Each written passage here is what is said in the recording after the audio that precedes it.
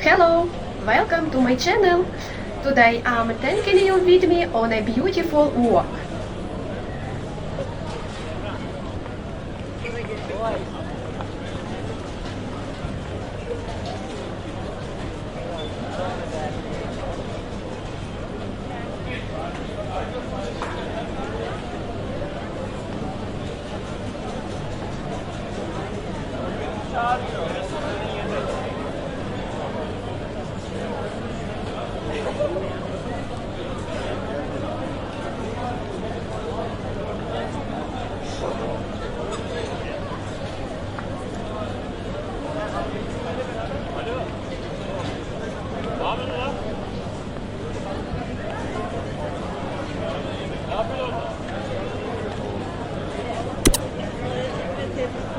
Amcama gelmiş parmağım.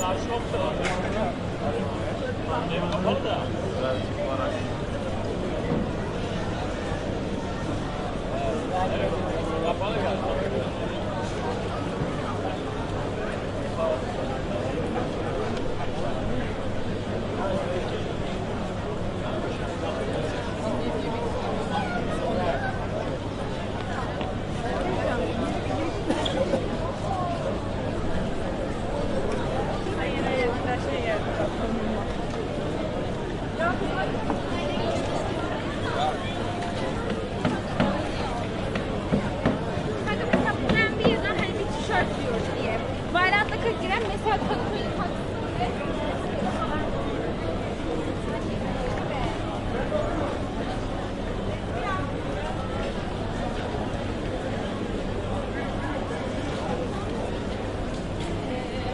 Thank you for watching. Watch my next video and don't forget to subscribe.